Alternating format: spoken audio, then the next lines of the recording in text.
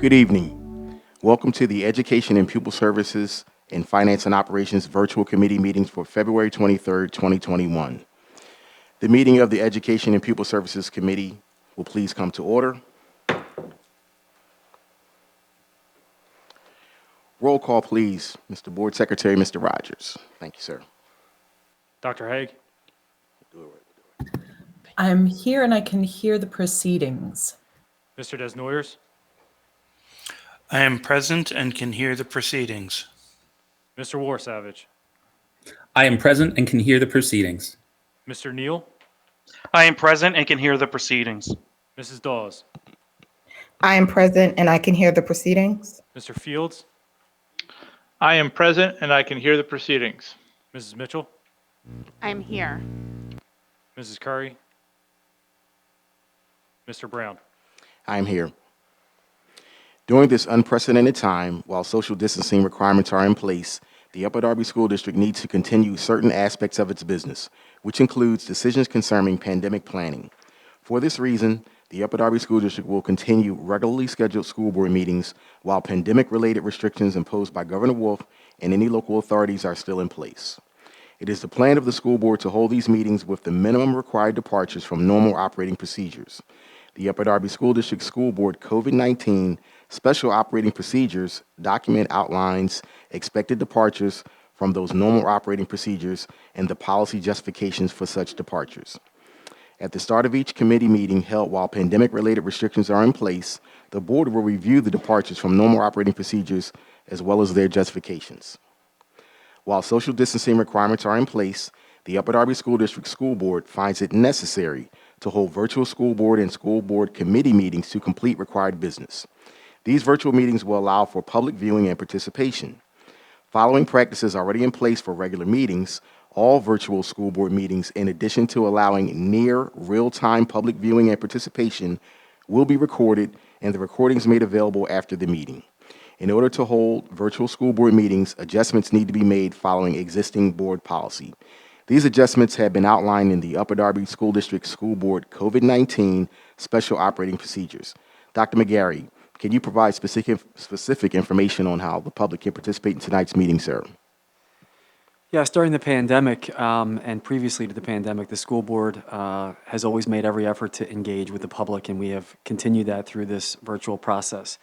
This evening, if you would like to participate, you may send in a question to committeequestions@upperdarbysd.org. Again, committeequestions@upperdarbysd.org. Or you can phone them in at 610-789-7200, extension 2000. We ask that you please leave your name, your address, and it's very important that you provide the agenda item you'd like to ask a question or comment on this evening. Before the board moves forward in consideration to bringing any of these items that are board actionable items to the next meeting, they will certainly take your comments and questions into play this evening. We will also try to address any questions that we can. Again, please feel free to submit your questions at committeequestions@upperdarbysd.org or 610-789-7200, extension 2000. Again, very important, name, address, and the agenda item you'd like to leave a comment or question for. And we'll provide an update throughout the evening. Thank you, Board President Brown. Thank you, Dr. McGarry. The following motion shall be applicable for tonight's committee meetings. Policy 003 allow the board to suspend policies or parts of policies when appropriate. Therefore, due to the current ongoing crisis, I make the following motions to suspend language in 2 of the board's policies until the next regularly scheduled meeting. Policy 006.1, which regulates attendance at meetings via electronic communications, I move to suspend the language requiring board members to be present. Specifically, the language would be, a majority of board members shall be physically present at a board meeting when a board member attends through electronic communications. And Policy 006, which governs other requirements of board meetings, I move the suspension of language requiring that those members of the public wishing to participate be present. Specifically, the language in the section titled Public Participation will remove the words that read, present at a board meeting. Do I have a second? Second. Leah Dawes, I second. Thank you. All those in favor, please signify by saying aye. Aye. Aye. Aye. Those opposed, please say I oppose and state your name for the record. Anyone abstaining, please say I abstain and state your name for the record. The motion carries. I will now turn over the Education and Pupil Services Committee agenda to co-chair Mrs. Mitchell. Thank you. Thank you. Good evening, everyone. Mr. Marshallek, will you begin with a review of the agenda items? And I'm not sure, I'm having some feedback. Sure. So tonight we have 5 agenda items, the first of which is the adoption of instructional online resources. There are 2 parts to this, one being Albert I.O. for our high school students, and the second is Naviance for our students in elementary schools, grades 3 and 4 and 5. This is for board action tonight. The second agenda item is adoption of secondary English language learner textbooks. Ms. Eileen Caruso, our ELL coordinator, will present an overview of new textbooks for our middle school and high school students, our EL students. Again, this is for board action. Agenda item number 3 is informational. It is a review of the Upper Darby High School Scheduling Project. Mr. Tim Lambert and Mr. James Finch provide an update to the board and the public about the process so far to date. And again, this is a review from the last presentation in December at the Education and Pupil Services Committee meeting. Fourth agenda item is also informational. It's Covid Compensatory Services, or CCS. I'll provide a short overview of the process that the district will meet the recommendation from the Department of Education to provide a remedy for those students with IEPs who may have been impacted by the shutdown last school year. And last are our policies. We have 3 policies tonight. Policy 103, discrimination, Title IX, sexual harassment affecting students. Policy 200, enrollment of students. And policy 218.3, which is action and placement of students convicted or adjudicated of sexual assault. Thank you so much. Can you begin with agenda item number 1, the adoption of the instructional online resources, please? Sure. So I'll turn the first part of this over to Ms. Christine Kelly, our Director of Curriculum, to discuss the Albert I.O. Good evening, everyone. So tonight we are seeking approval to move forward an online tool called Albert I.O. For our Upper Darby high school students, particularly our AP students. Albert, or Albert I.O., and what people are probably thinking are, what does I.O. stand for? So it is the domain for this platform, and it's used commonly in technology, gaming, and some startup firms. So that is the reason for the I.O. in this. I was not positive of that when I started down this journey, so I wanted to make sure everybody realized what was going on. So again, this is for our AP students at the high school. Next slide, Mr. Marshallek, please. So what does Albert I.O. do, or what does Albert do? Albert is an online practice tool. It helps prepare our AP students. At one point, many students used to sign up for an AP course, or they used to go and seek tutoring for an AP exam. What this does is provides all of those updated questions for our students. It's a tutoring tool to get our students prepared for the AP exam that they take in May, depending on the courses that they're scheduled for, of course, in the high school. So that is what Albert I.O. or Albert does to help prepare our students. The next slide here shows some results. So Albert has been deemed appropriate for preparing our students. It's in the national AP exam.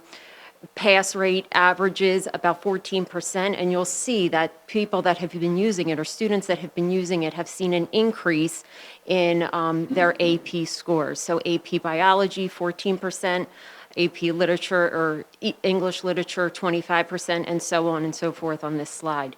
So you'll see by practicing and using and getting used to the types of questions that are on the AP exam that students are finding greater success when taking the test at the end of their courses.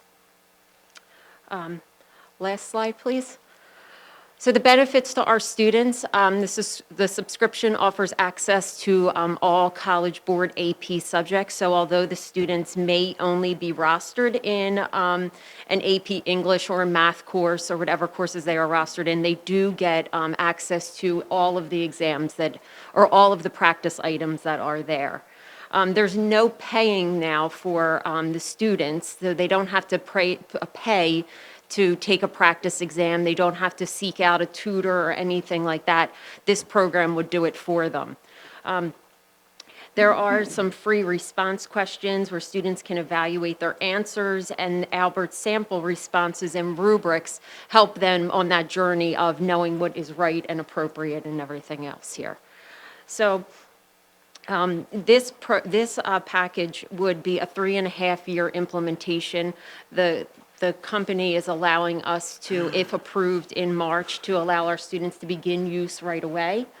So it would cost the district $13,000 for the remainder of for the remainder of this half of year, and then into the next 3 years. We would like to pay for this out of CARES funding, so it would not be an impact to the district. However, we do find it to be very beneficial. The reason that we're bringing it forward is our AP teachers brought it forward to Ms. Kenya, also to Mr. Schwartz. They were looking for something else to help our students and prepare our students and to give them that alternate experience with answering those types of questions and to really get a feel for the wording and everything like that. So that is the reason that this program has come about at this point. Other districts are using it in the area. There's quite a few that I could provide if anybody needs those, and some very local districts that have had some tremendous success with it. So that's the end of this presentation. It was very short. And if there's any questions, I'll be happy to answer them. Ms. Kelly, is there a limit to how many students can participate in this program, or is it unlimited for our district? No, that's a great question. So we are buying subscriptions for the number of students that are enrolled and typically enrolled in the AP courses. We have 200 licenses that would be that we would be purchasing for the remainder of this school year and into the next school years, and those are fluid, meaning if Christine Kelly graduates this year, then next year another person could take Christine Kelly's license. So they are fluid in that regard, but we do have 200 licenses purchased for this. Okay, thank you. You're welcome. We can move on to the next section of this agenda item. Okay, the next part is proposal to expand Naviance to our elementary grades in grades 3 through 5. Currently, right now, as way of some background, we have Naviance that we utilize in our secondary schools for artifact collection, college and career readiness, and those standards required by the Department of Education. We have an opportunity using, some of the ESSER money that we have available to us. And again, this is an idea brought by Miss Wendy Elgart, who oversees this aspect of student services directly, to expand this product into our elementary grades. Formerly, in the past, we used something called Career Zone that we found to be somewhat, not so much user-friendly with our younger students, and it became even less, useful when we were in our virtual environment during the pandemic. So we took a temporary 1-year pause to review and take a look at how we would move forward with our artifact collection for our grades 3 through 5, and also, to try to build some cohesiveness with our programs in our secondary schools. So we feel that Naviance fits very nicely. I'll go through some of the benefits in the next couple of slides.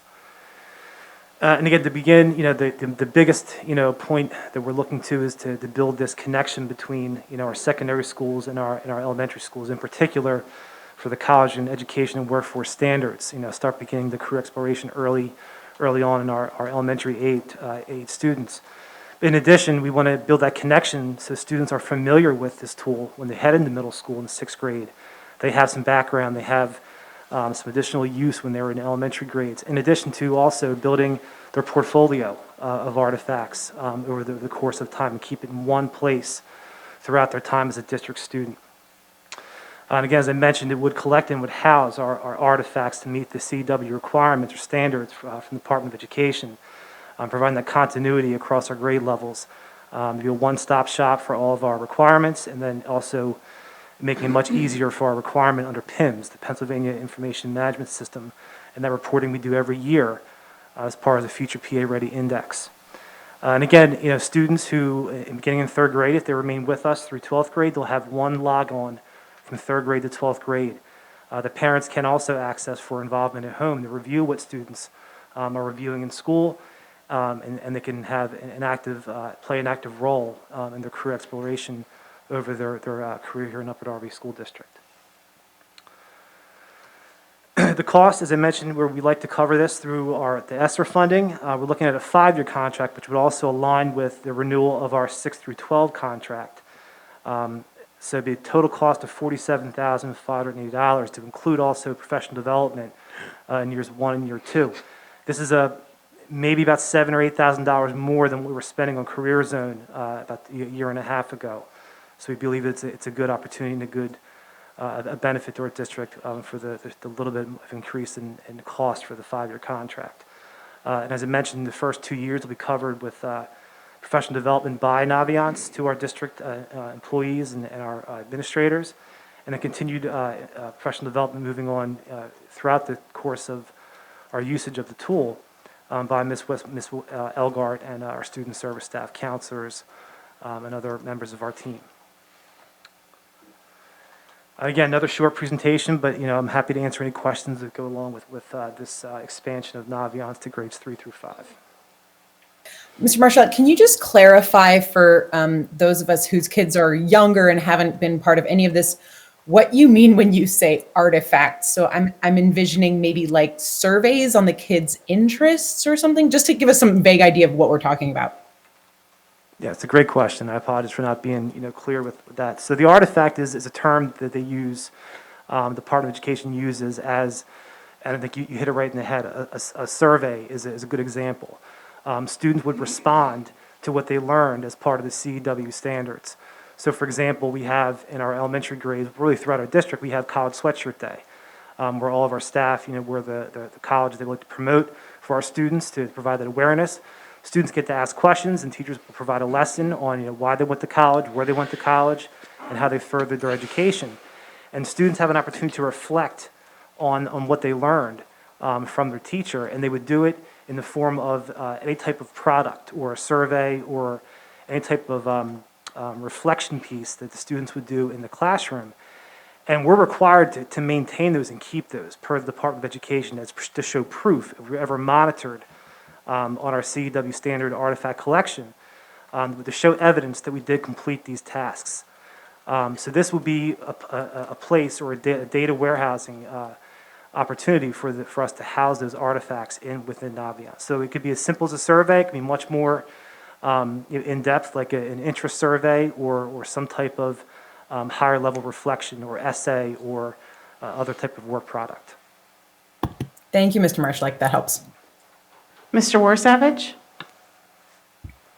Thank you, Mrs. Mitchell, and great presentation, Mr. Marshall. I did have a couple of, data-oriented questions. First one was, would the profile remain with the student if they say were with us for this program in 3rd grade, maybe went to a different set of middle schools and then returned to the high school for 9th through 12th grade? Also, another question in regards to that, how easy would it be for people? I know there was one login that is maintained throughout their career here, but is it easy enough for parents or students to be able to retrieve their login, normal things like that so that people feel more comfortable using this program because it sounds awesome? Right, thank you. So I'll answer the second question first. They do have a reset option and a passive retrieval aspect for Naviance. We also have wonderful IT department led by Mr. Helinski, who would also be able to assist families with resetting their password or recovering any information that they might need. The first question is, so that the students would build a profile over their time with us as district student, which is one of the benefits that we felt with this program. And things do change over time. So students might have different career aspirations or interests that they will develop. It's unrealistic for us to think a 3rd grader is going to know what they want to do when they get to high school or beyond high school. But within this tool, you can track their different their paths along the way. And as they become older in our secondary schools, they can really hone in on what their interests are, what their desires tend to be, and what they look forward to do in the future. Does that answer your question, Mr. Warsavage? Kind of, sort of. That's actually more in depth than I anticipated, which is even better. So that's awesome. But my question was referring to, say, someone went to Aronimink Elementary from 3rd to 5th grade, then went to a Catholic school for 6th through 8th grade, then transitioned back into the district for 9th through 12th. Would the district still maintain that old profile? Would they have to create a brand new one? How would that work?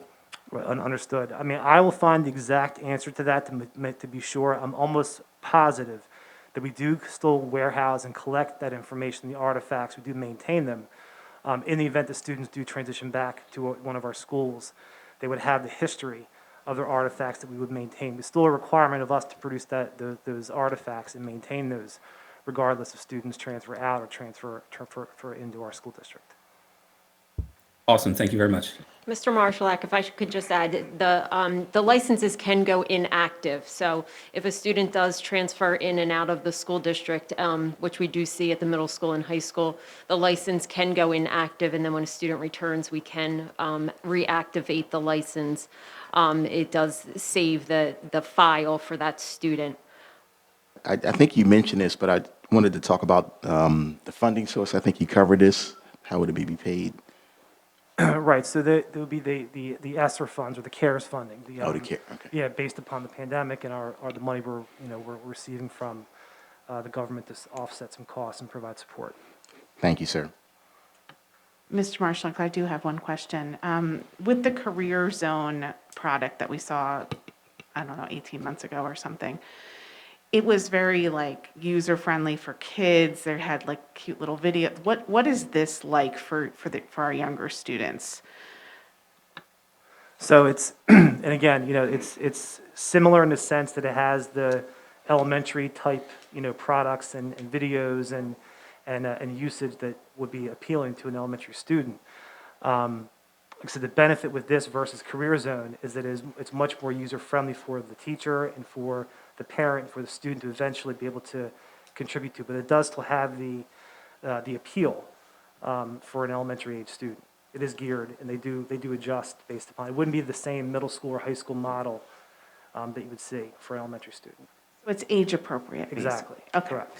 That's really what I wanted to know. But also, we're required to collect these, what they call artifacts. So if you could just briefly touch on that requirement for the people that are watching at home. Sure. So again, as I mentioned, part of the CEW standards from the Department of Education, Career Education and Workforce Standards, we have to teach our students and expose them to different standards throughout the course of their career here in school districts, just like we would for reading, for math, science, social studies. And part of what the Department of Education requires us is to collect evidence that we do meet those standards and expose students to this variety of standards throughout their career. And then in each year, especially in our elementary age students, they have to collect 2 artifacts per year. And they're cumulative over time. So as they leave 5th grade, they're expected to have 6 artifacts. And again, we have benchmarks set up throughout the year. We do try to do 1 artifact collection in the fall and 1 in the spring. But there's also other opportunities to collect additional artifacts as students do additional assignments or lessons, throughout their exposure to in Naviance or whatever the teacher may choose to do for CEW standards. I appreciate you sort of fleshing that out. It sort of got breezed over in the slides. 2 pieces, as Mr. Marshallak explained that, and back to Mr. Warsavage's comment. The other unique feature, I know Mr. Lambert's on this call, is that when we collect these artifacts every single year, we have to report them to PIMS, Pennsylvania Information Management System, that each year the artifacts have to be shown to the state to have been collected. So not only is there a system where we collect it internally, we have to report it to the state. So the student record would then be followed. So when they return back to Pennsylvania schools, they have what's called a PA Secure ID, a Pennsylvania ID. That ID remains with that student. When that student, if they should return back to public schools, that ID would come up, and then we would have the PIMS information that would let us know that the artifacts were collected. Also, interestingly enough, Power School recently purchased Naviance, and Power School is also the owner of our learning management system here in the school district. So it's another unique aspect of these features tying together. They'll work with our learning management systems. Also, as part of the way we include this for the state is it is recorded on the Future Ready Index. So as part of the Future Ready Index in 5th grade, you'll see it in 8th grade, and then you'll get to see it in the high school. So we have to, those artifacts that we keep referring to are part of the school the Future Ready Index. Great. Mrs. Buford, are there any other questions or comments from board members? Ms. Mitchell, there are no more comments. So agenda item number 2, the adoption of textbook secondary English learners. Very excited to be here this evening. Thank you, members of the Upper Darby Board of Directors and Upper Darby community for allowing us to present this important information.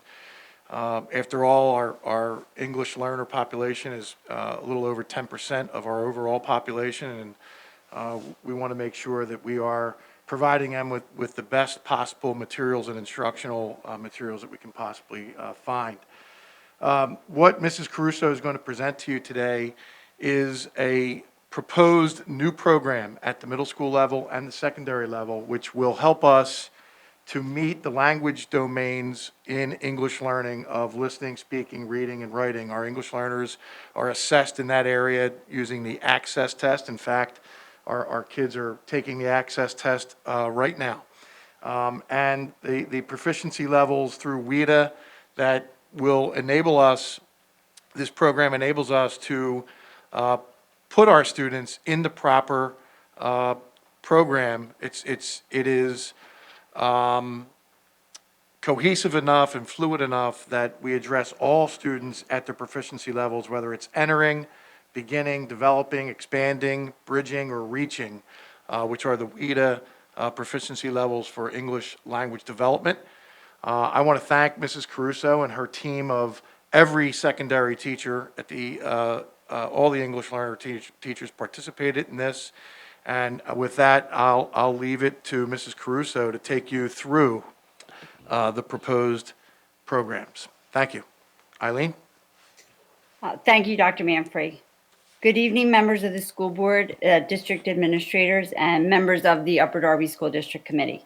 Community. My name is Eileen Caruso, and I'm the coordinator for the English Language Development Department.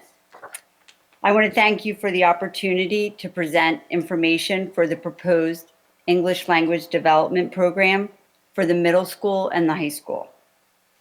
The programs are Inside and Edge by National Geographic, Hampton Brown, and Cengage. Inside is the middle school program for grades 6 to 8, and Edge is the high school program for grades 9 through 12. The programs are nearly identical with the same structure, organization, and features.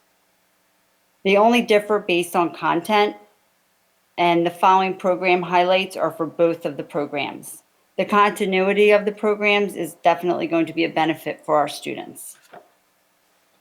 We began our research by talking to colleagues throughout the area, and we met with several publishers. We kept coming back to National Geographic because we found that it was the most comprehensive program and best suited the needs of our students.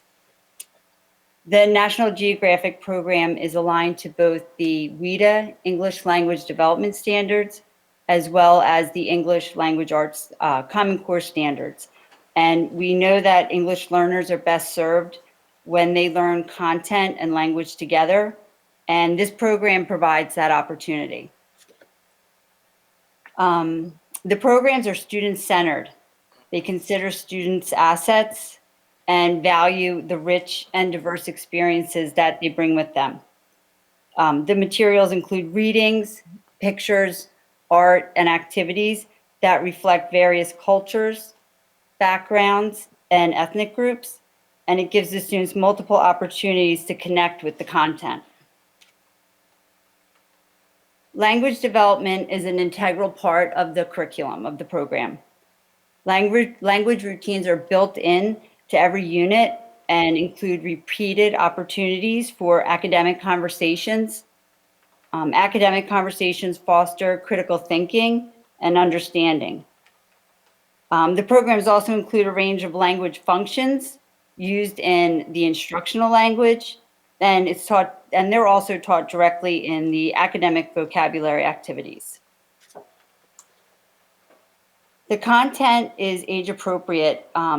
the age-appropriate content is allotted into 4 different overlapping levels, and each level has complete standard coverage for literacy and language, and content is designed to interest students, making it easy for them to be engaged. And I apologize, that should say grades 6 through 12. The following are the resources that are included in the cost. So for EDGE, which is the high school program, we will receive 340 textbooks, and we'll also receive 6 years of digital access. There's an additional resource, which is Comprehension Coach, and that includes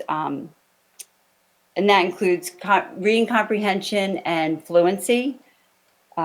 E-assessment is an online assessment platform, and there's 350 student subscriptions, and that includes assessments like placement assessments, progress monitoring, and achievement assessments. Also included is the teacher editions. Another additional resource that we will receive is a program titled Inside the USA, and that is a newcomer program, and that's a 10-week program. That's not a full year program. And these are the resources that we will receive with Inside the middle school program. The resources, again, are nearly identical, or they are identical. The only difference would be the numbers based on student counts. Also included in the cost is professional development, and that would be scheduled for sometime in August before the beginning of the school year. I believe that Dr. Manfrey has some textbooks, and I hope you have an opportunity to take a look at this wonderful program, and I thank you for your time. I'm happy to field any questions you may have. Thank you. Ms. Buford, are there any questions on this from board members? No, there are no questions or comments. Okay, just checking, make sure no one has any questions. We are looking at the text. They're very dynamic, so thank you. Great. You're welcome. Thank Question, you. President Brown? No, just a quick comment. At a quick glance, the textbook looks phenomenal. It looks very good. Could you just go over a little bit more the digital access, so that the textbooks get outdated, but it's a 6-year digital access, correct? That's correct. So any updates we would have the updates via the digital access, and that's going to be amazing for the teachers and the students because it will interact with Schoology really well. There's also a practice book that's included in there that will be easy to use with Schoology. So it's really going to be a great resource in this environment. Thank you. You're welcome. Are there any, I just want to check one more time. Are there any other questions from board members? No? Okay. Thank you so much. We can move on to the next agenda item, which is the Upper Darby High School Scheduling Project update. Yes, I'd like to invite Mr. Tim Lambert, Mr. James Finch, and they'll take over from there. Thank you very much. Good evening. My name is Tim Lambert. I'm the manager of data and one of the project managers for the high school scheduling project. Presenting with me is Mr. James Finch. He's the other project manager who's also an assistant principal of the high school. He's in charge of operations, which includes scheduling. Tonight we'll be providing you an update on the high school scheduling project, which was first introduced to the board back in December. Can you flip to the next slide, please? Thank you. For this update, we'll begin by reviewing the project goals that were originally provided to the board, then provide an overview of the project, where we will identify the people involved and our processes. Following that, we'll delve into the progress to date, highlighting 2 major topics that we have been discussing. And lastly, we'll go over our timelines and next steps. Next slide, please. So to refresh you and the public, I'll read the following goals of the project as they were originally presented. Scheduling that meets graduation requirements, scheduling that meets students' needs, scheduling that provides equitable learning opportunities, scheduling that meets with staffing demands, scheduling that reduces the number of students on campus at one time, scheduling that prepares students to be college and/or career ready, a financially sustainable schedule, and a more efficient schedule to develop and implement. We will touch on many of these goals throughout the presentation. Next slide, please. So changing the high school schedule is no simple undertaking, and will not only affect the existing high school students and staff, but potentially many graduating classes to come. To that end, it was very important that we created teams that represented the different stakeholders, as well as our professional staff at the high school, to ensure we had many viewpoints and individuals with academic backgrounds. As you can see on this slide, the high school team is made up of around 40 high school staff members from every level and discipline within the school.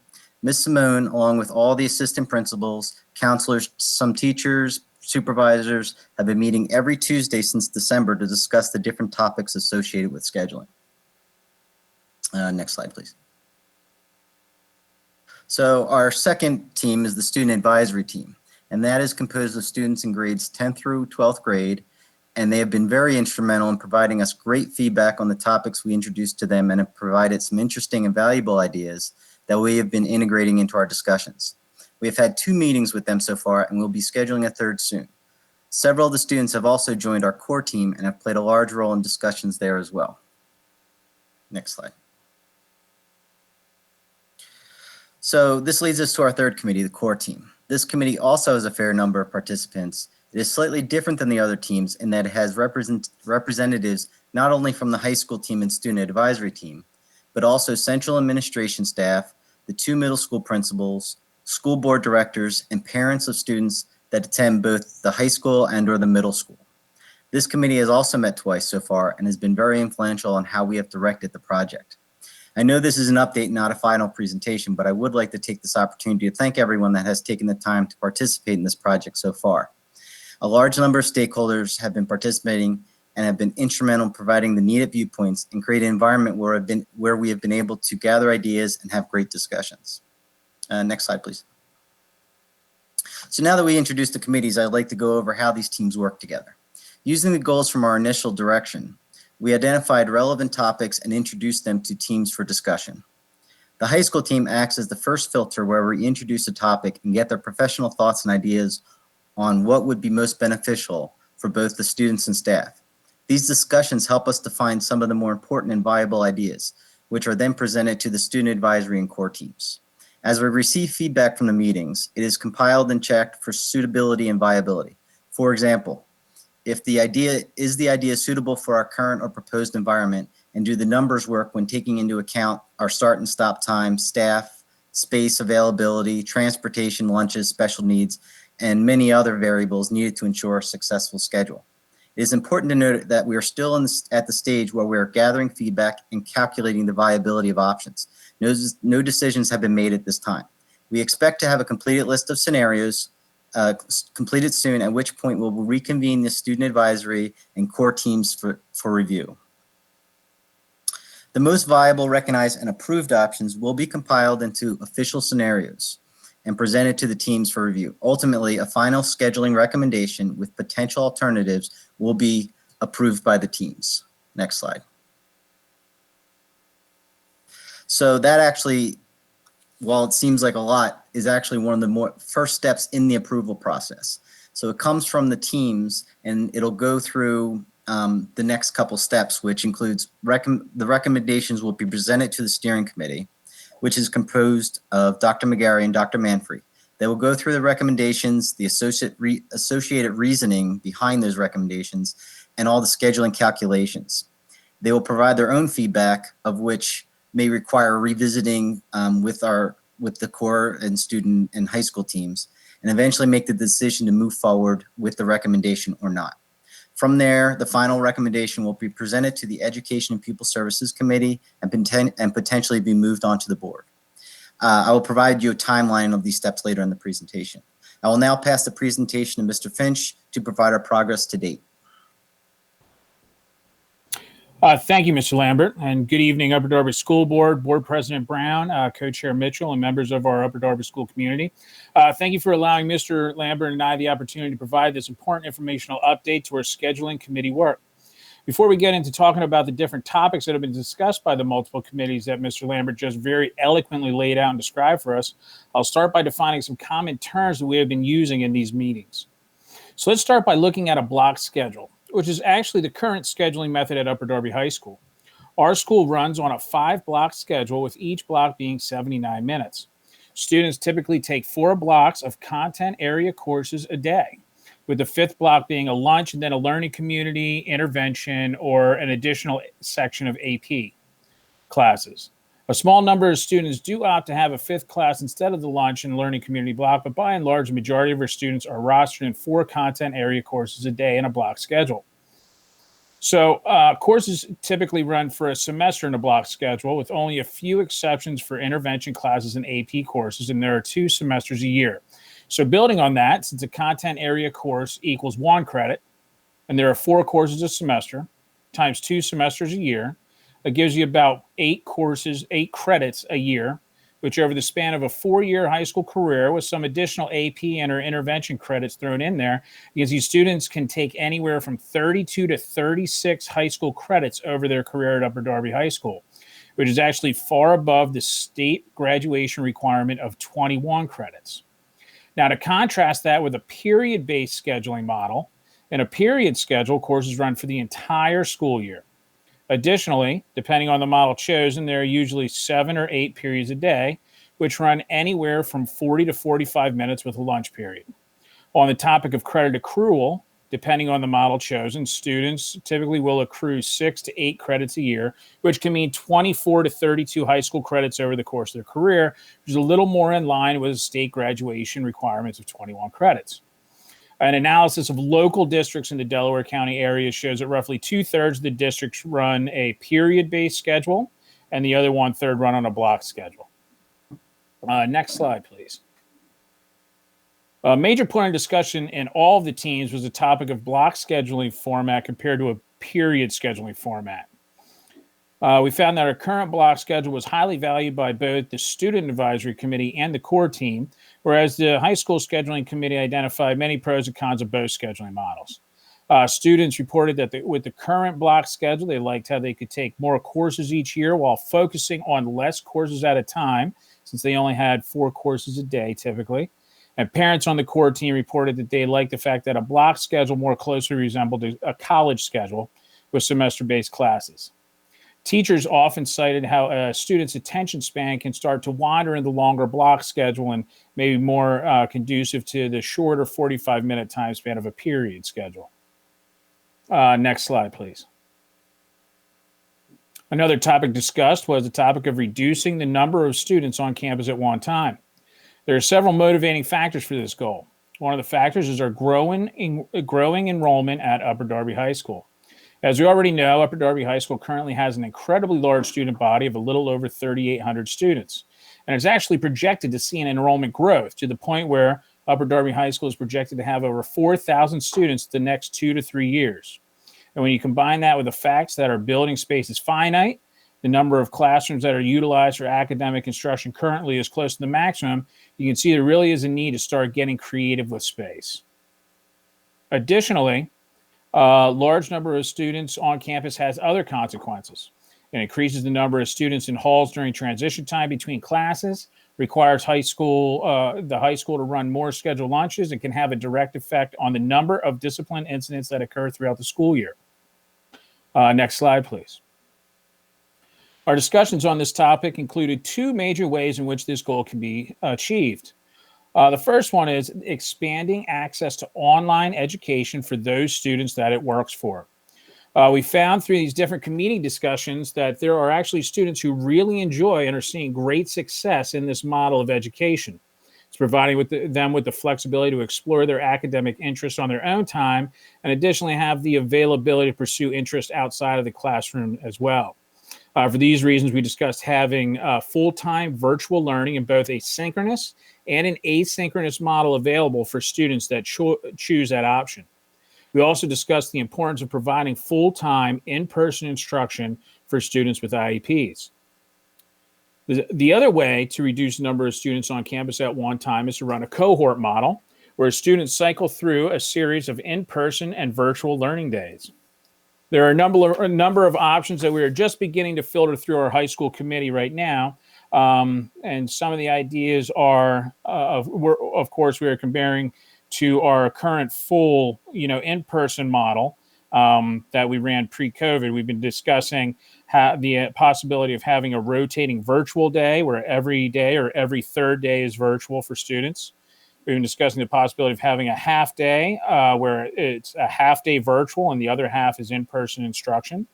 We've been discussing a partial day where students would have 3 blocks in person and 1 block virtual.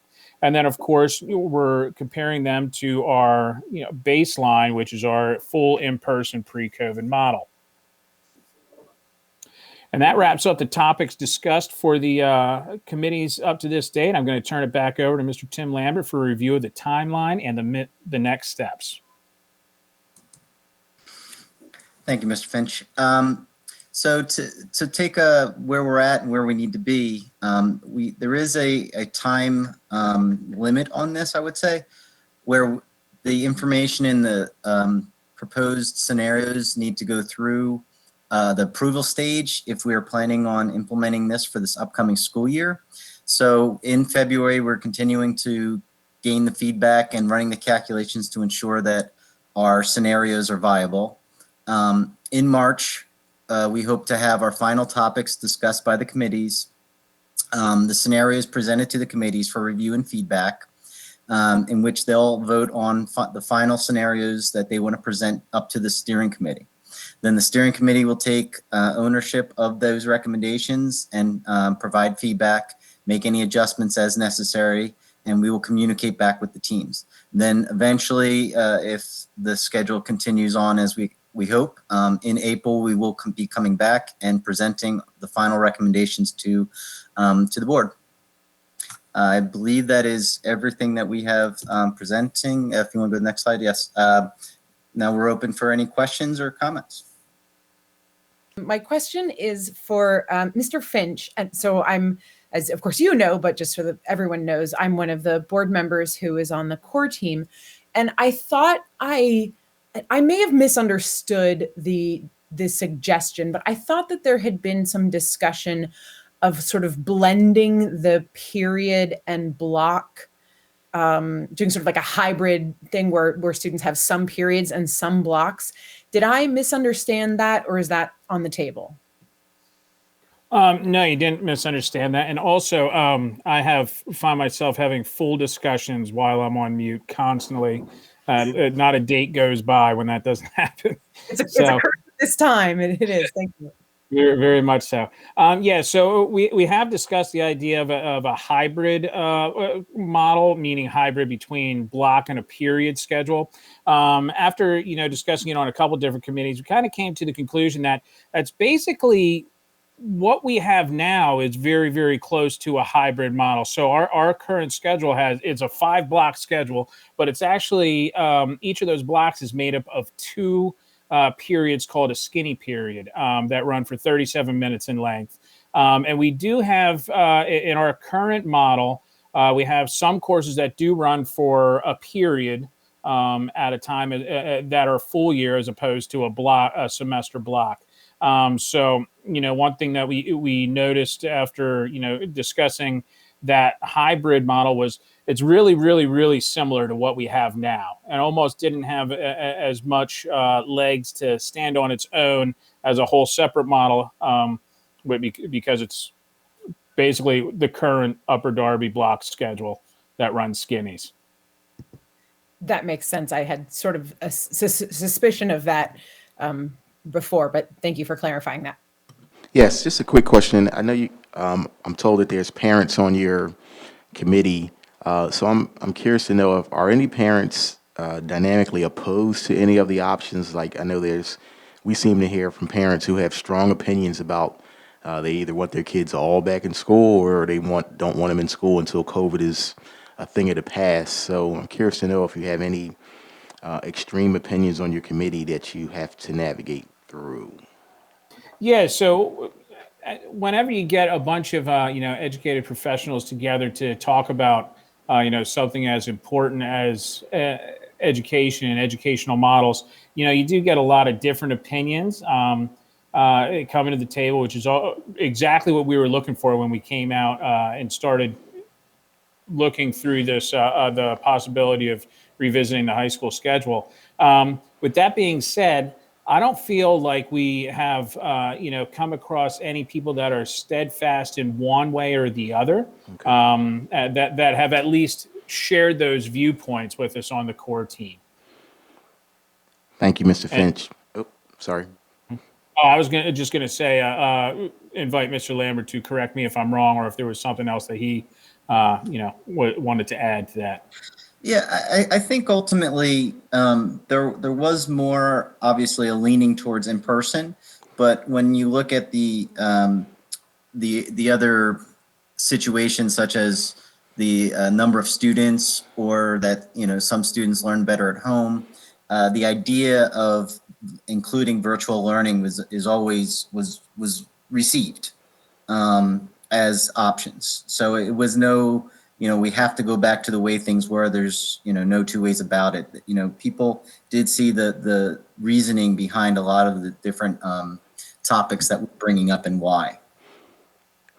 Understood. Thank you, gentlemen. If you don't mind, Ms. Mitchell, I have several items I'd just like to, ask, because I'm not in the meetings like Dr. Manfrey. I just have some questions here listening to this tonight just to think about. First question for James or for Mr. Lambert. By the way, thank you for the presentation. First, just a question within the committee. Is there any conversation regarding the percentage of students and the academic levels they're in currently at the high school as far as the schedule is concerned? No, we have yet to bring that up to our scheduling committees, but no, we do know for our high school enrollment in our different levels, about 20% of our students at Upper Darby High School are enrolled in courses that are either accelerated, honors, or AP. And the other 80% are enrolled in either academic or unleveled courses. So we discussed a little bit about the possibility of unleveling our courses at the high school, but we didn't get a chance to move as far into that as we thought we would at this point. Yeah, I think the unleveling is more of what causes fear and panic. I would ask as the superintendent, I know the board would too, probably in our work and the reports that we're talking about each month, is expectations. I think we need to have a look at the schedule regardless of the periods and really give kids opportunities academically beyond just an academic level. So it would be good to have that conversation in the scheduling committee with folks just to hear their feedback about our expectations of students and promoting our students' ability levels. And then another question that comes up when it relates to scheduling, Mr. Finch or to Mr. Lambert, just off the top of my mind, because I know I get phone calls each year, I'm sure board members do as well. What failure in the block? How does failure in the block? Do we see a number of students struggling prior to the pandemic? I understand the pandemic is one thing, but what about student failure rate at the high school prior to the pandemic and scheduling from semester to semester and sequencing of courses? What does that look like, or how does that impact the schedule, and how is that being discussed on the scheduling committee? Yes, so failure at the high school when we talk about failures, we can talk about what's known as a course fail rate, which is the percentage of all courses that have received a failing grade. Okay, so the course failing rate for Upper Darby High School, looking back over the past 5 years, has stuck around 10% pre-pandemic. Okay. So, and what that does is, because we do run on that block schedule where we have semester-long courses, for students that fail that first semester, that can cause them to need their second semester schedule rescheduled.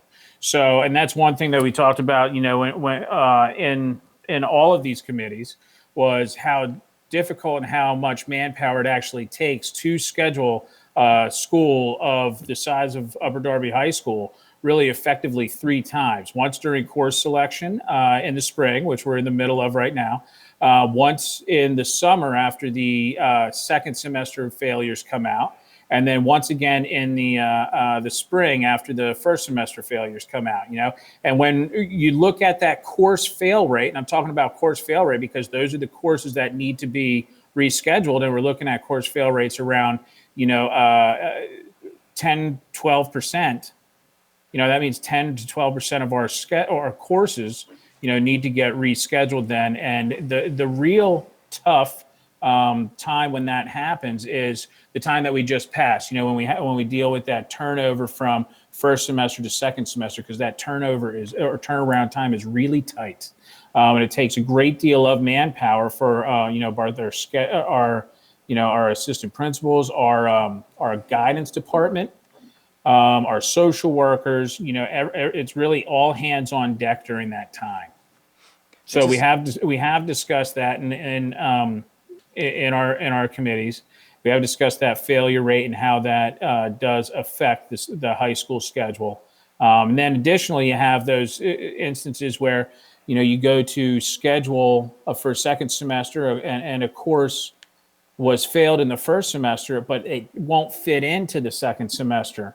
So what happens is you end up having these kids having to drop courses, unfortunately, in the second semester. And what happens then is you'll have teachers, who don't have what's considered a full class of 25 students or more enrolled during that second semester.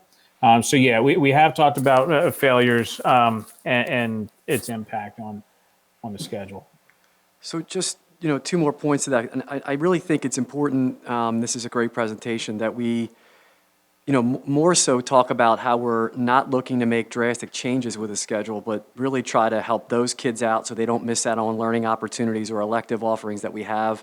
And then we struggle sometimes when we hear from parents, why can't we run an elective? I think we really need to articulate for you and James, if you can, you're going to hear this feedback when you give it to us anyway, that the parents are aware of. We want to provide these opportunities for all students, and we have to make sure we're on the front end with our instructional practices, and that students are successful in our classes so that they can move to the next class, and that we have an expectation that they can do well.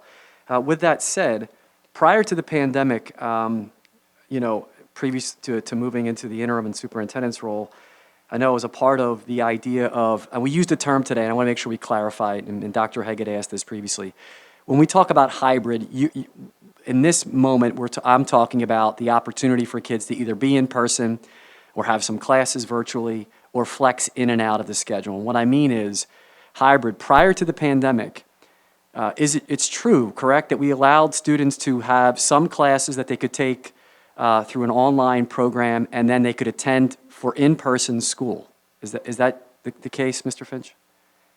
Yes, that is the case. Prior to the pandemic, we had our Upper Darby Cyber Academy where students could do asynchronous online work, and then also take some in-person classes at the high school, yes. Additionally, I will add that we have had some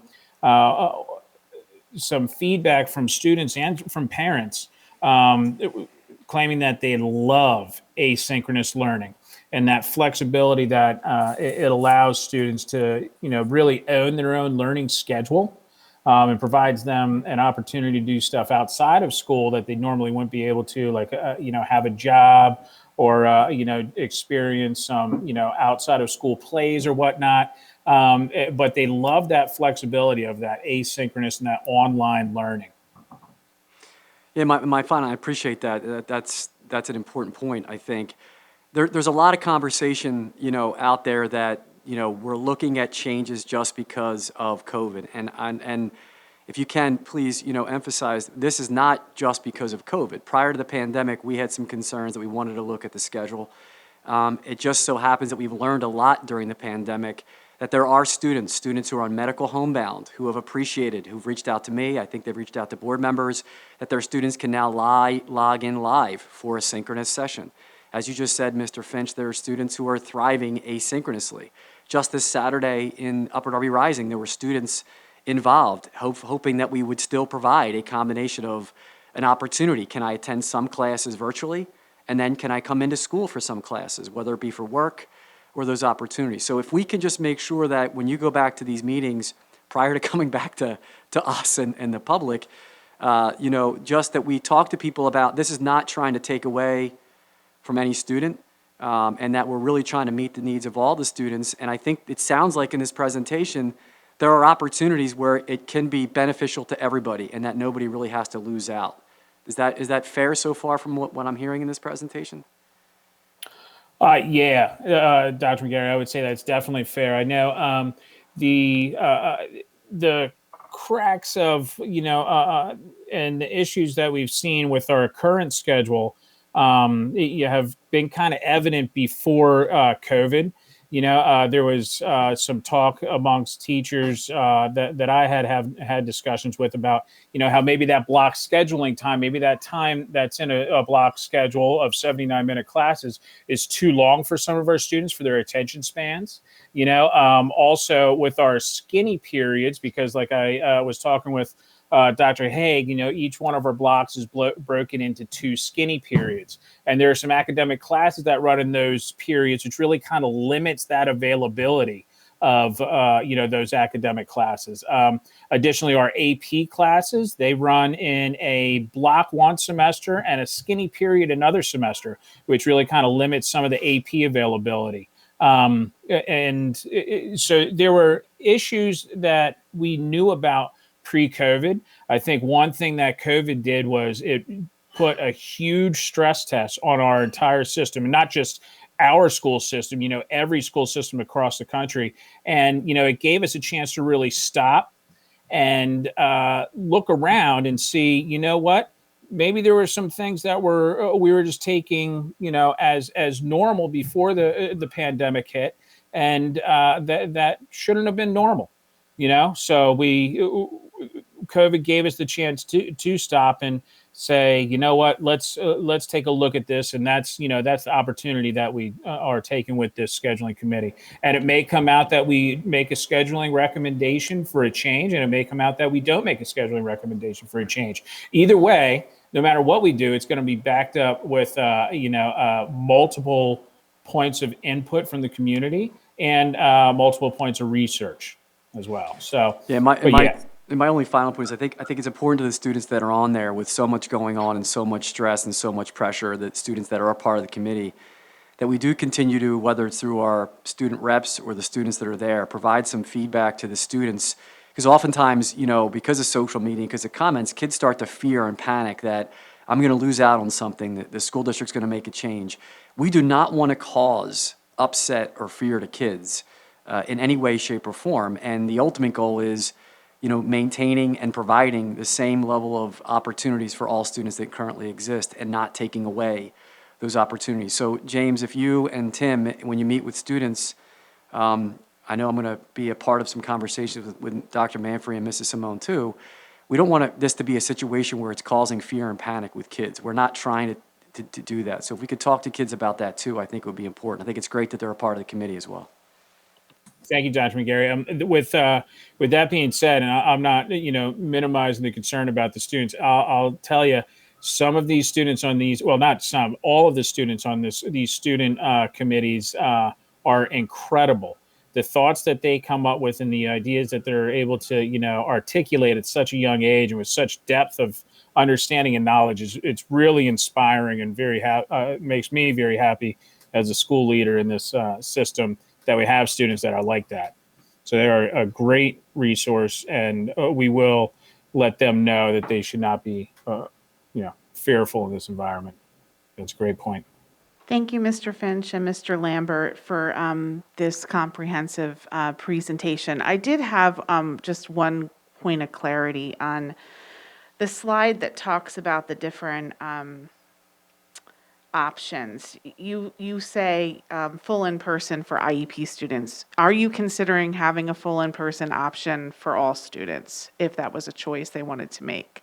Yes, we are. Yes, and what we're the main thing that we wanted to express during this is everything that we're looking at this point.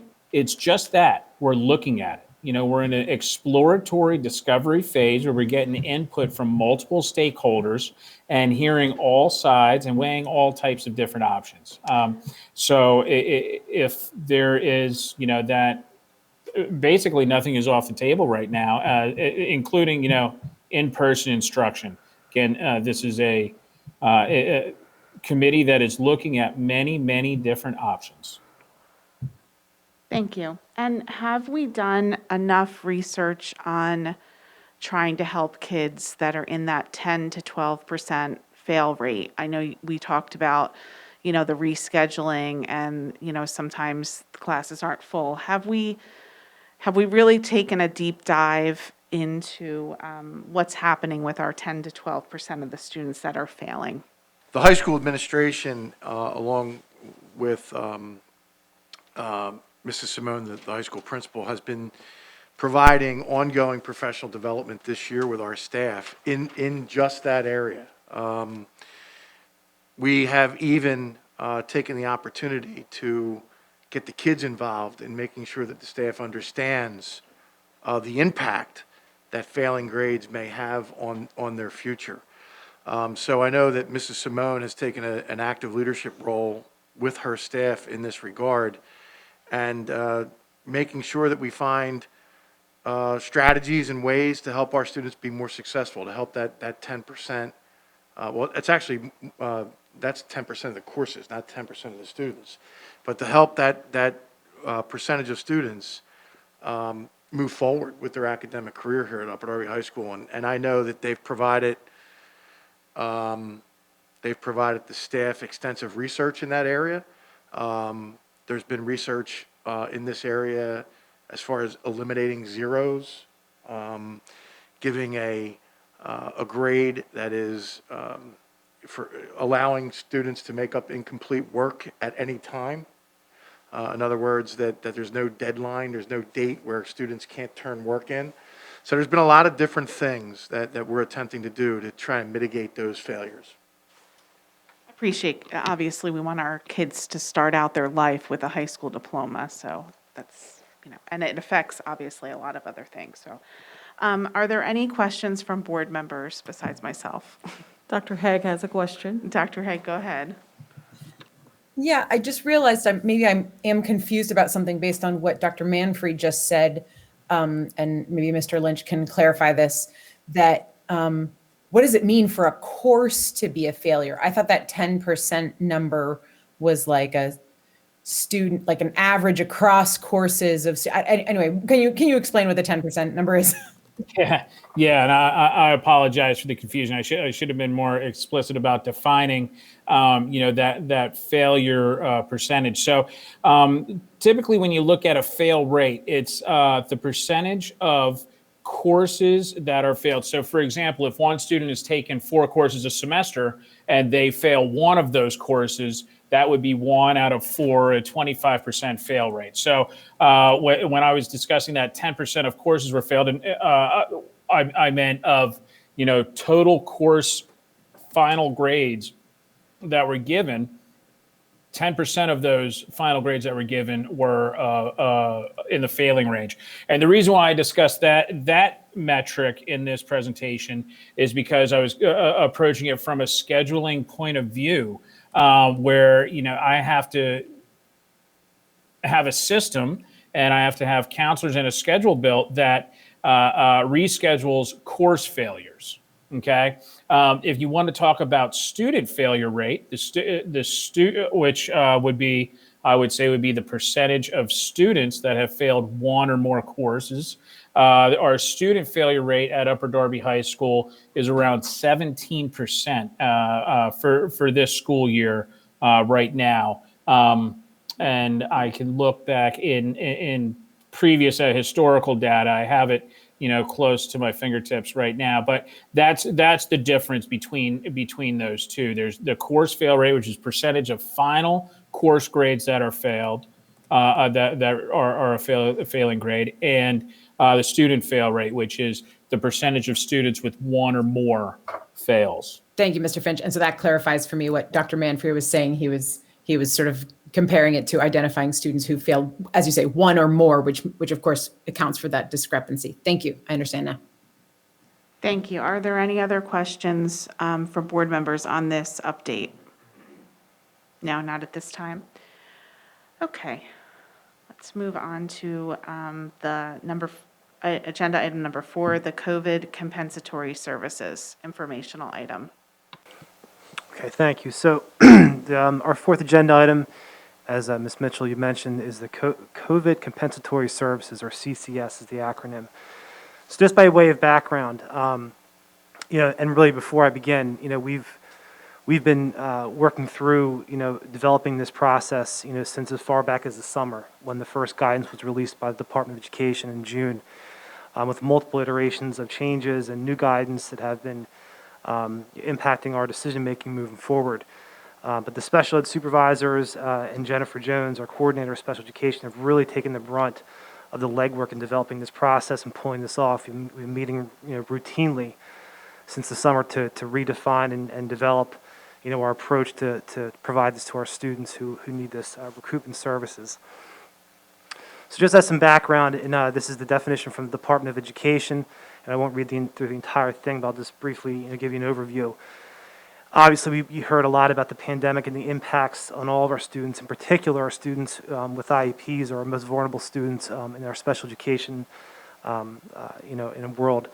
And as a remedy, the Department of Education recommends that we provide some type of recruitment services to those students who are impacted the most. Now that said, I also have to give a lot of credit, to our special ed teachers and our therapists and everyone else who last school year, during the school closures, went, in my opinion, above and beyond to provide services and supports to our students, way more than comparing other school districts that they've provided to their students. Regardless, the level of instruction that was provided last school year, and no fault of anyone, but the pandemic, is not the same as it is right now, and is not the same as it is in person or in a virtual environment. We are instructed to provide a free and appropriate public education to the extent that we could during the school closures, which again is going to have an impact on our students who are most vulnerable. So again, the Department of Education provided this as a remedy for students who were not able to recoup lost progress during the pandemic. And I'll explain to you how we determined that and how we came up with that process. So when students returned to instruction in the fall, IEP teams and case managers collected data over the course of the next 3 to 4 months. And they compiled it and they averaged it and they submitted that data and they compared it to where progress monitoring or IEP goals and current progress was in March. And they compared from where they were in March to where they were in January. And if there was still any regression or skills were not recouped at that time, that student was deemed eligible for something called COVID Compensatory Services, or additional service provided to that student as a remedy to make up for the lost instruction. Now, many students did recoup that instruction with daily, frequent, and routine skill development by their case manager, the teachers, the therapists, whoever it might be providing that service. We still had a number of students who did qualify after January who require this additional service. The other piece of this too, which is part of what the Department of Education also recommended, was that we were not to provide this service and take away time in the least restrictive environment. So meaning that if a student was going to a general education science class or a math class, we were not allowed to pull that student out of that math class or that science class to provide this additional recruitment instruction. So meaning that kind of required us to provide this service, or to plan to provide this service after school hours. So our team developed a process for the data collection, for the approval process.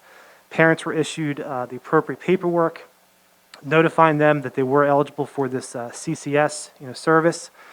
And then we planned for an after-school support program starting in March. And I'll go through this in the next couple of slides.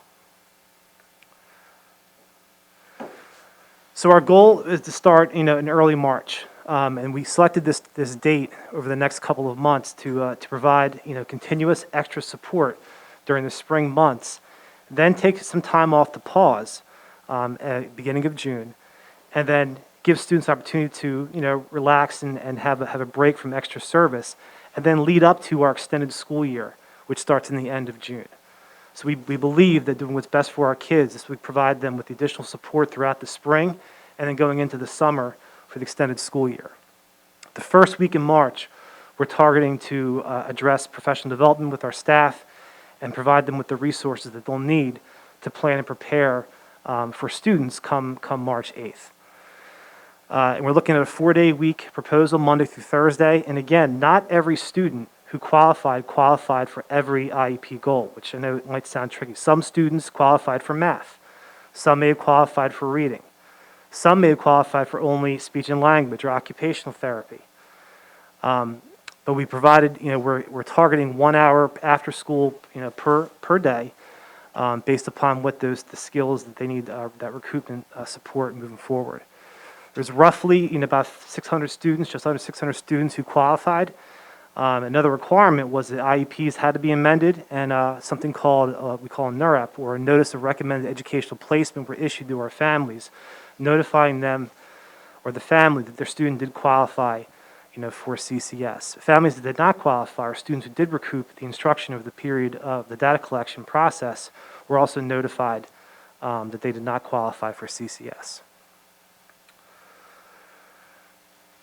Our staff, we're looking to comprise, of course, of our special education teachers, our therapists, personal care assistants, and school nurses as well to provide that support. The estimated cost that you'll see up there is a high estimate. We believe it's going to come just under $300,000, but we estimate on the high end to be about $318,000. This will be for the cost of providing or paying our staff to provide the service after school. There's two parts of the funding that come with this program. The first part is something called the Special Education COVID-19 Impact Mitigation Grant. This was a grant that was awarded to us in the fall, and we had to retroactively go back in and apply for it, but it was provided to every school district in the Commonwealth based upon their student enrollment in special education programs, a dollar amount. And you can see it's about $155,000 that we were awarded to offset the costs of providing CCS. And then again, the remainder of the funds, the remainder of the cost will be offset by our elementary and secondary school emergency relief funds, or part of the CARES Act funding.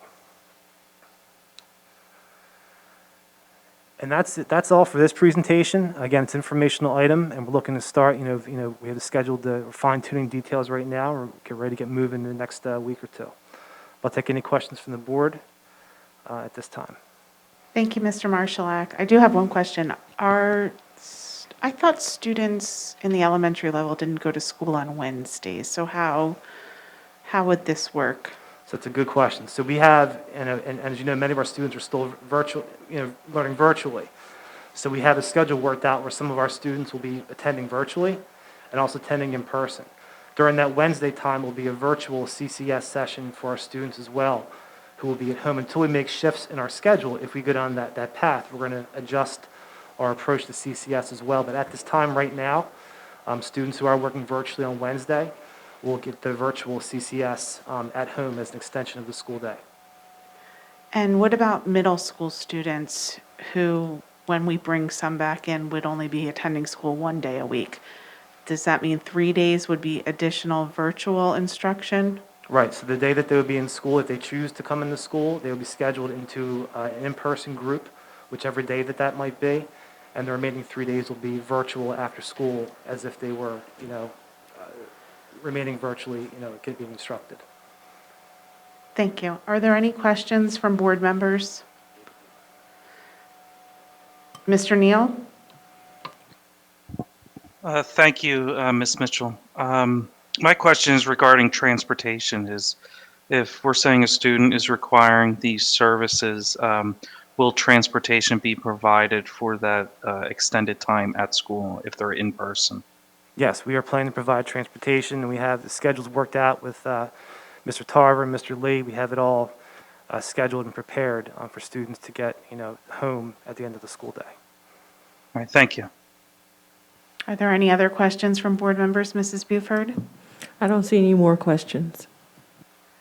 Okay, thank you. We can move on to the next agenda item, which is policies. And then I'll ask Mr. Desnoyers to brief us on the policies up for second reading. Thank you, Mr. Marshak and Ms. Mitchell. Just to confirm, the policies on the agenda tonight will, if moved forward by the board, appear for a second reading at the March board meeting, at which time, if approved, they will go into effect. So there are 3 policies with changes for this meeting. They are Policy 103, Discrimination, Title IX, Sexual Harassment Affecting Students, Policy 200, Enrollment of Students, and Policy 218.3, Discipline of Student Convicted or Adjudicated of Sexual Assault. The following are summaries of the changes to each policy. For Policy 103, the policy was updated to include the requirement for the school entity to take action upon notification of a student being convicted or adjudicated of sexual assault against another student in the same school. However, according to Title IX, the school entity cannot discipline a student prior to a written determination, but the school can change the placement of a student, for example, placing the student in an online learning program or transfer to another school, which would comply with both Federal Title IX and PA School Code 24 PS Section 13-1318.1 requirements. A new section was added to this policy titled Discipline Placement of Student Convicted or Adjudicated of Sexual Assault. Policy 200, there are updates to remove duplicate language, and there is also a minor update to the AR 200, AR 7 to comply with changes to state law. That's PA Act 110. And finally, Policy 218.3. This is a new policy drafted to comply with the provisions of Act 110 of 2020. Mr. Marshak and Ms. Mitchell, that's the end of my comments about the policies. Thank you, Mr. Desnoyers. Ms. Buford, are there any questions from board members in regards to the policy changes? Ms. Mitchell, there are no comments or questions from the board members. Okay. We're now at the time for public comments. Ms. Buford, will you read the public comments that came in regards to the agenda items? Our first comment is from Ms. Melissa Oxenberg, located at 1036 Bryan Street in Drexel Hill. The comment was received on 2/22 via email. Well, I apologize. This comment does not meet the qualifications for a public comment to be read. The following comment is from Allison McConnell at 848 Turner Avenue in Drexel Hill. The comment was received on the 23rd via email regarding agenda item number 3. The comment reads, "Thank you, school board directors, for your careful consideration to the following. Number 1, a hybrid learning schedule for next year brings about many concerns. Please understand and research open campuses in urban areas. In essence, that is what the school district is suggesting.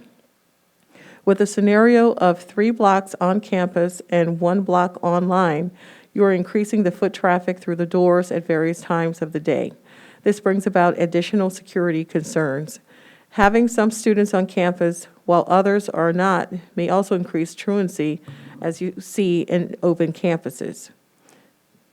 Number 2, one of the project goals is to decrease scheduling demands on staff. Please help me understand how scheduling 3,800 to 4,000 students into various hybrid schedules is less difficult or less time-consuming than the current block schedule. I am far more concerned with what is best for our students than the scheduling demands for staff. Number 3, please elaborate on how this proposal increases equity for all student groups.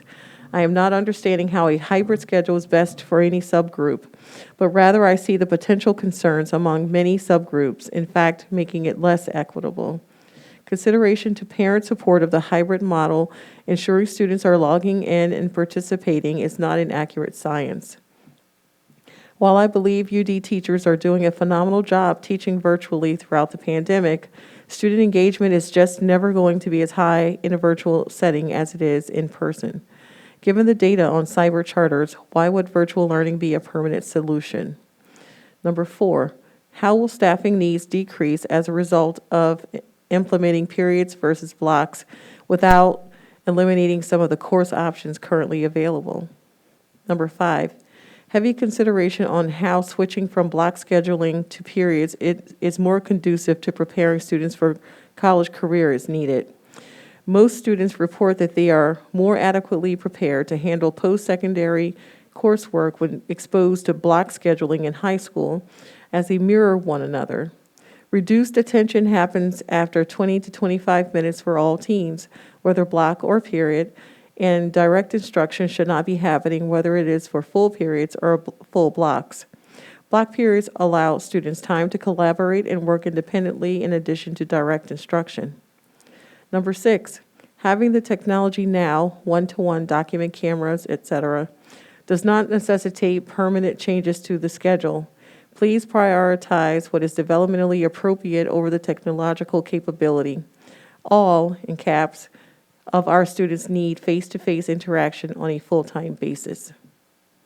Thank you, Mrs. Buford, and thank you, Mrs. McConnell, for your comments and questions. I am going to turn this over to Dr. McGarry to see if he would like to make some comments. You have a lot of questions here, and we'll do our best to try to get some of them answered tonight. Yes, I tried to provide a response. Also, I'm not in the scheduling meeting, so James and Tim, if they're still on, can certainly provide some added feedback. But essentially, my response at this time is that many of the questions are going to be addressed tonight. Hopefully, they were, and moving forward in follow-up presentations to the timeline. At this time, I don't have any indication from Mr. Finch or from Mr. Lambert that we are actually moving away from block scheduling. What I understand in hearing tonight and in conversations is that we're looking at ways to more efficiently schedule a high school in the block, to provide learning opportunities for students who want to learn synchronously, asynchronously, or come in and out of the school that way, something that we already provide.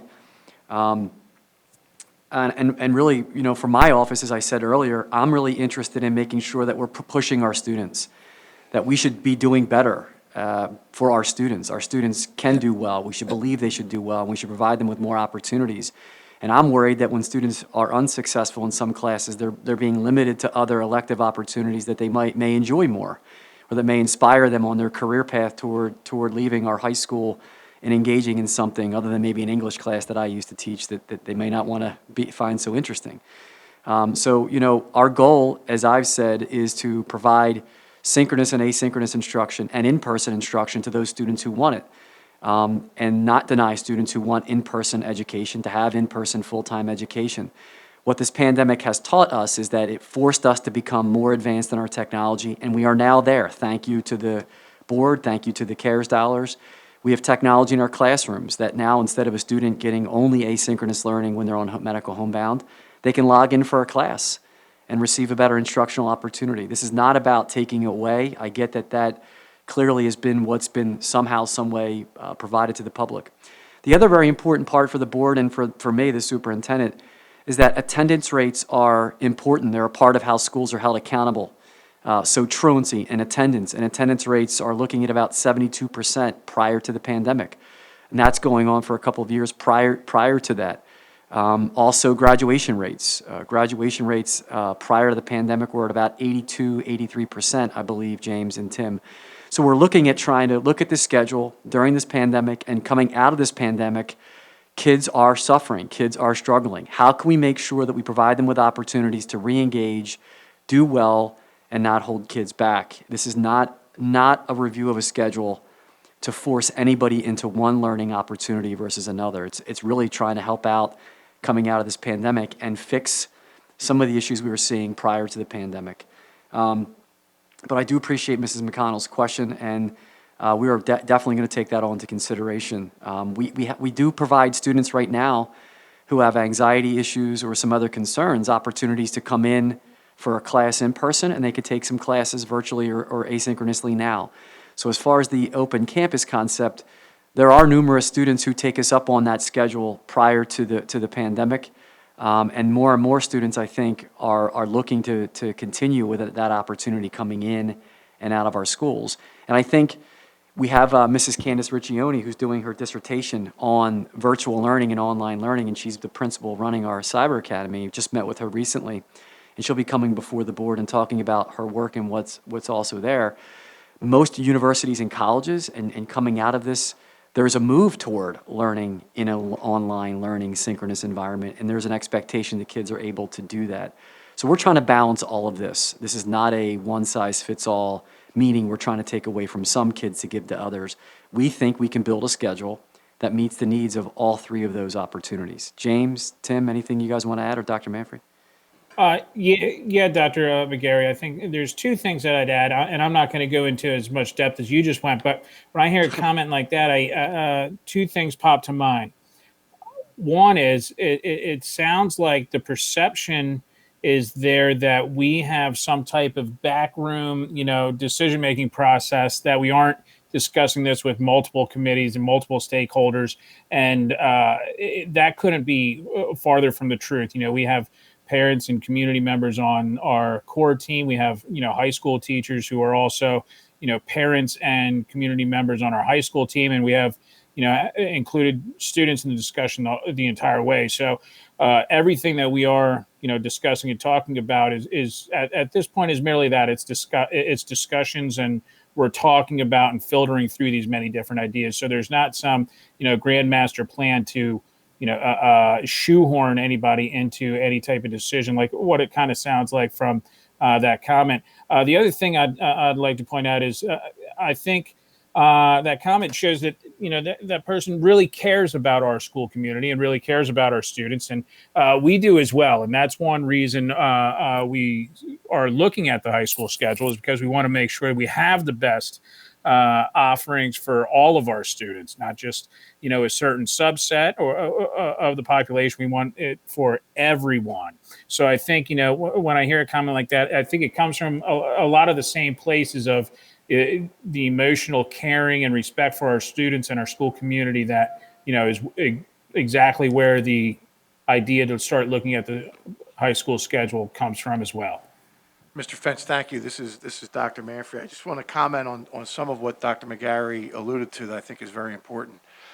I want to highlight the fact that one thing Dr. McGarry said this evening that I think is extremely important is that while the pandemic provided us an opportunity to learn what we are really capable of in terms of technology in the classroom, these conversations have been taking place for a long time in Upper Darby School District as far as the Upper Darby High School schedule, for a number of reasons that have been highlighted tonight. One of the reasons that Dr. McGarry indicated earlier today is average daily attendance rate, or our graduation rate.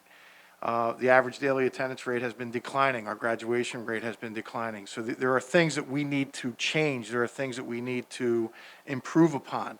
I do want to make sure that everyone understands how the average daily attendance rate is calculated, because it sounds as if maybe 72% of our students are only showing up on a daily basis, when the reality is that it's calculated by the number of students who are enrolled for 90 or more days and who attend regularly, meaning 90% of the time. So it's calculated a little bit differently. But the fact is that we have been examining some of this data for a long time and talking about how we can improve our performances in all of those areas: academically, attendance, graduation, discipline.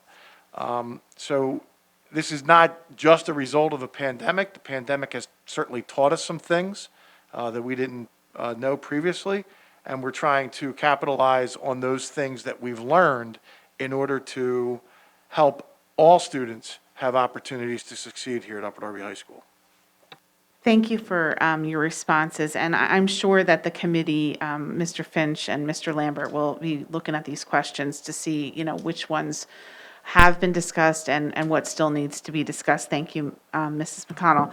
I did want to just add, just before the pandemic, I serve on the IU school board, and they brought in this robot that had an iPad on it, and a child was on the other end of the screen that was on they were simulating medical homebound, what it could look like.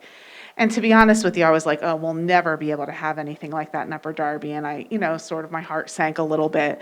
And now we do, basically, because we have the camera and the technology in the hands of every child.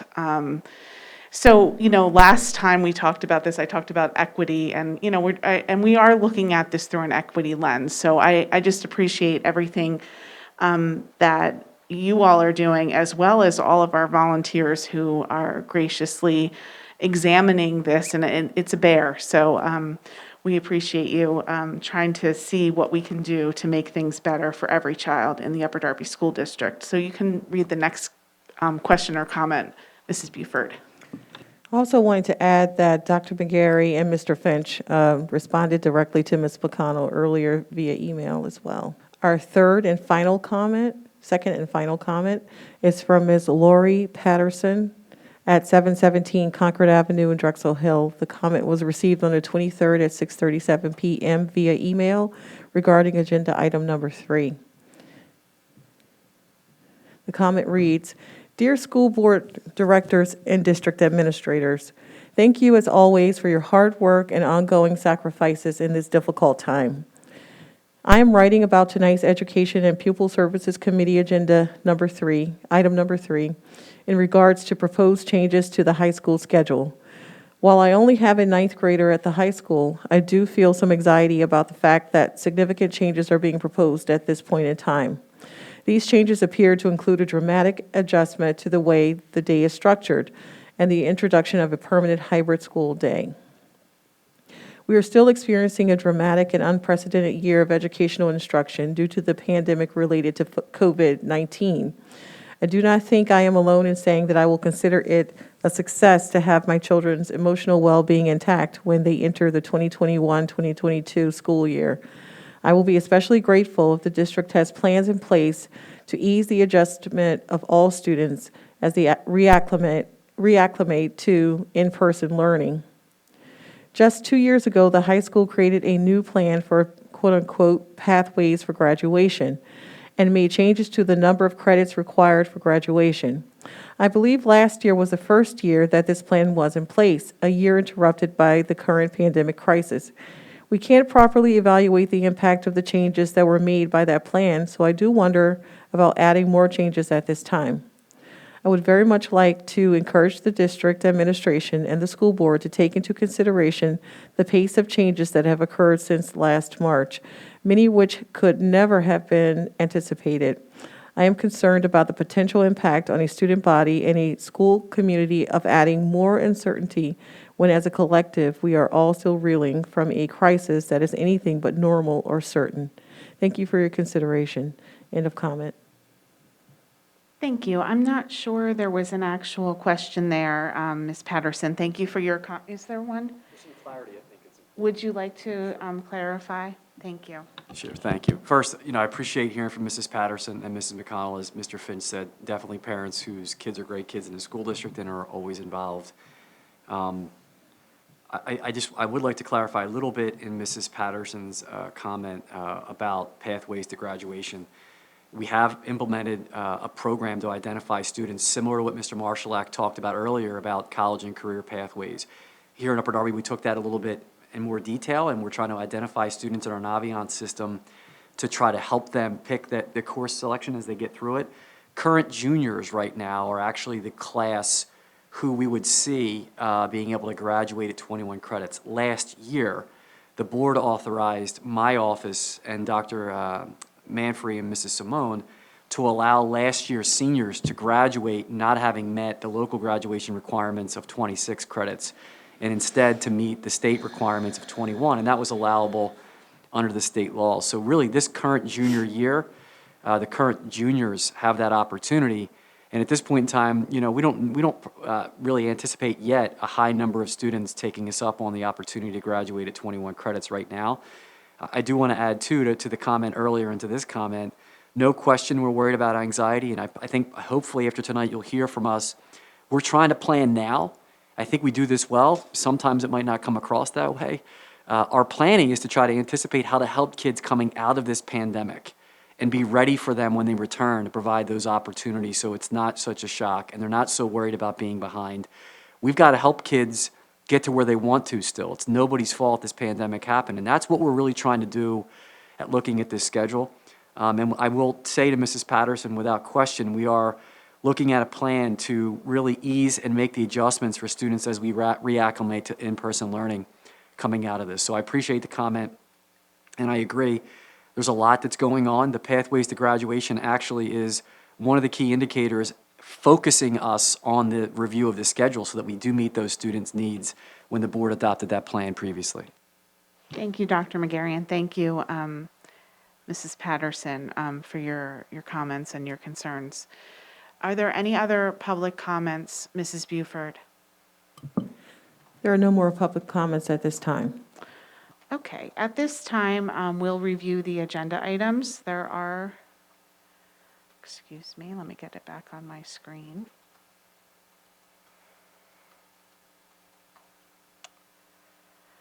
Apologize for that. There are three agenda items that need the board to move them forward to the next board meeting. The first one is agenda item number 1, adoption of instructional online resources. That's Alberto, IO, and Naviance. Is the board comfortable moving that forward? Yes. Yes. Yes. Is there anyone that has any concerns about moving that forward? Okay, so that can, agenda item number 1 can move forward to the next board meeting. Agenda item number 2, adoption of textbooks, secondary English learners. That was the EDGE and Cengage textbooks. Ed and I were able to look at them here in the boardroom. Are there any concerns from board members? I know they have filled out the appropriate ARs. Okay, is everyone comfortable moving it forward? Yes. Yes. Yes. Great. Agenda item number 3, the Upper Darby High School Scheduling Project was strictly informational.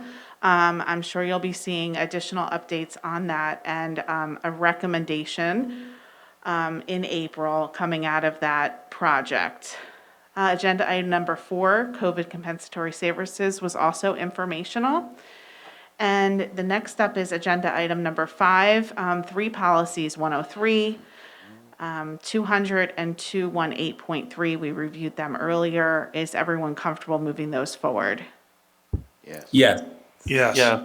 Okay. Anyone have any concerns? Okay. So that concludes our agenda for tonight. President Brown, I'm going to turn it back over to you. Thank you, Mrs. Mitchell. A motion is in order for the adjournment of the Education and Pupil Services Committee meeting. So moved. Meeting adjourned.